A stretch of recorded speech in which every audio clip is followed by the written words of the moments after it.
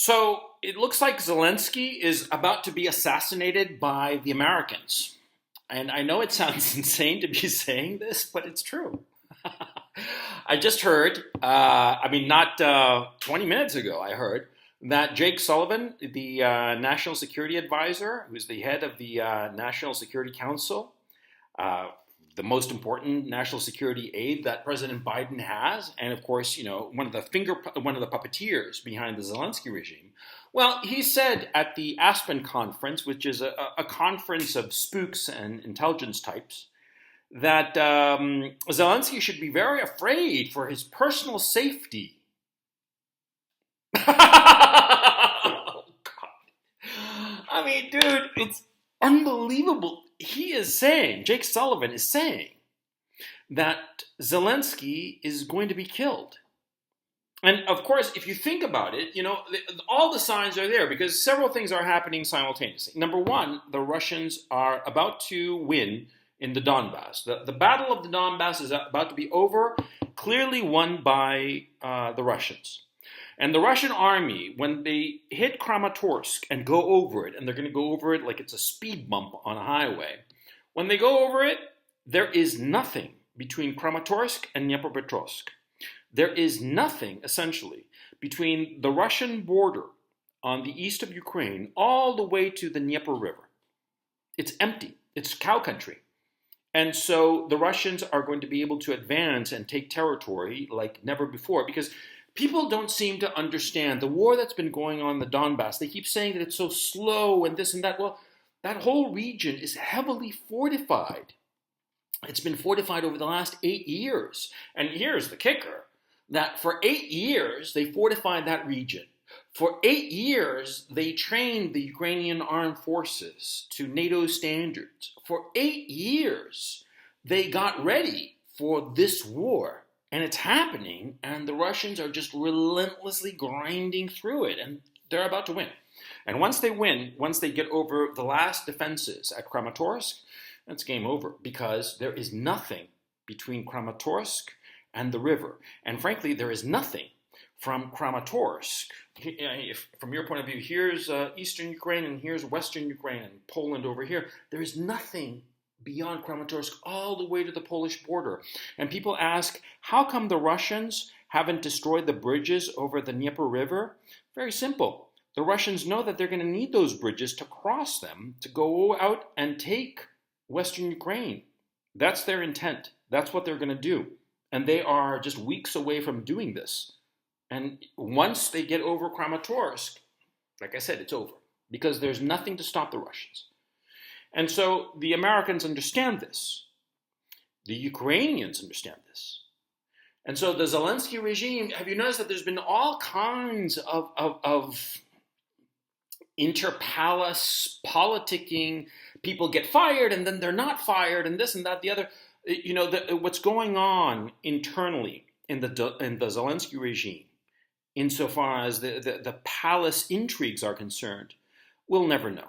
And we can speculate till the cows come home because, recently the head of the SBU, he was fired. He was the best friend of Zelensky from childhood, and he was fired by Zelensky. And then later, Zelensky walked it back and said, no, he's not fired. He's just suspended. And, what kind of palace intrigues are going on? Who knows? But clearly, this kind of palace intrigue, it starts happening when the situation starts to deteriorate, when it becomes clear to the participants that they are on the losing side. Do you see these kinds of palace intrigues with the Russians? No, you do not. The Russians are all on board. They are all behind Putin. Putin looks like a winner. Whenever he gives a speech or whatever, he is a winner. Everybody's on board. Everybody's, singing from the same hymnal. He's their guy. They're winning. Whereas the Zelensky regime, they know that they're losing. And all the PR stunts and all the ghosts of Kiev and God knows where else, they're not going to change. I mean, you can't win a war with ghosts. You can't win a war with tweets. You need to win a war with, soldiers, artillery. The war is lost. The Zelensky regime is panicking. All kinds of palace intrigue is going on. And now Jake Sullivan starts talking about his fear for the personal safety of Zelensky. They're going to take him out. Because, of course, from the point of view of the Americans, it makes more sense to have a dead Zelensky than a living one. Because if they take out Zelensky, the whole country, Ukraine, it collapses into chaos. And in fact, it would be smart for the Americans to assassinate Zelensky while he's having a meeting with his military leadership. So you decapitate all of Ukraine in one blow, and the whole country, the Ukraine army, everything collapses into chaos, total chaos. And so the Russians are going to be stuck with this enormous country that is descending into civil anarchy. That's what the Americans are probably going to do. And of course, they're going to blame the Russians.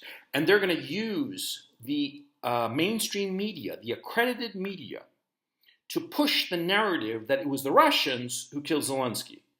The Russians have no interest in killing Zelensky for a very simple and very pragmatic reason that a lot of people have said, which is the Russians need Zelensky alive so that he can sign the ceasefire, so that it would give the ceasefire legitimacy. If the Russians wanted to kill Zelensky, he'd be dead already. He would have been dead months ago. He could have been dead on the very first day of the invasion.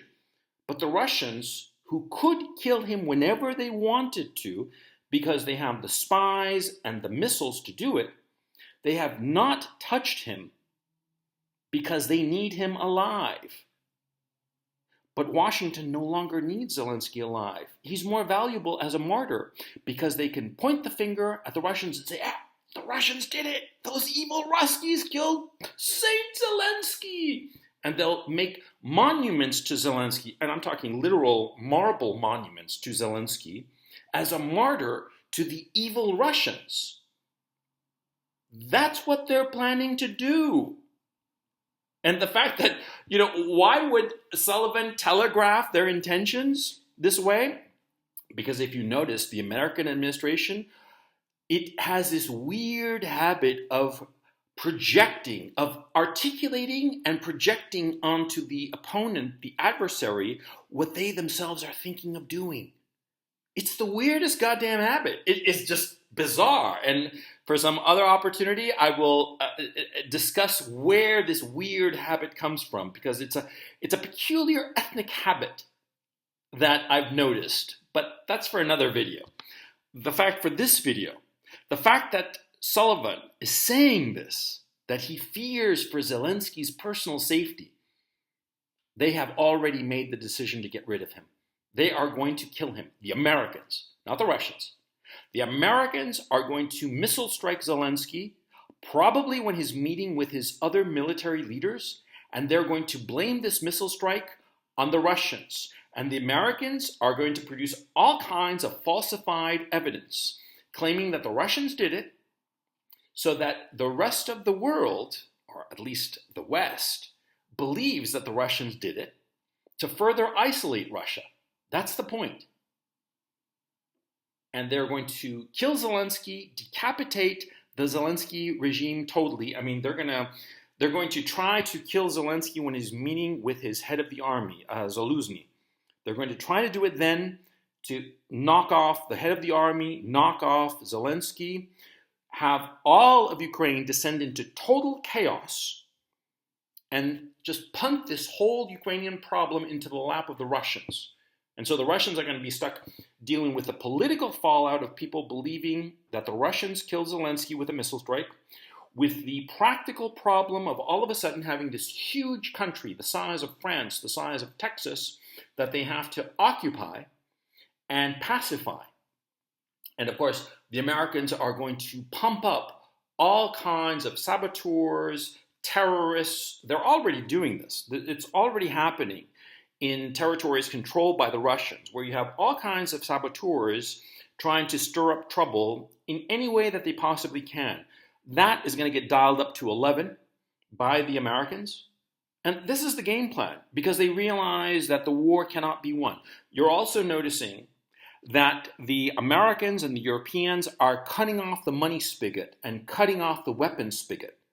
The Europeans had approved something like 9 billion euros to the Zelensky regime, and now they crawled it back to 1 billion. And probably they're not even going to see the 1 billion, because everybody realizes the reality on the ground.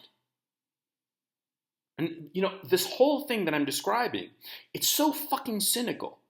And I'm probably going to be wrong in a lot of the details, but the general outline is accurate. The West, with this statement by Jake Sullivan, they are done with Ukraine. And now what they want to do is cause as much chaos and misery in Ukraine and dump the whole problem into Russia's lap and dump the whole responsibility onto Russia, all the blame on Russia. That's their game plan. That's how the Biden administration and those evil people at Foggy Bottom and the Pentagon, that's what they think is the only play at this point. Zelensky is a dead man walking. Understand what's going on.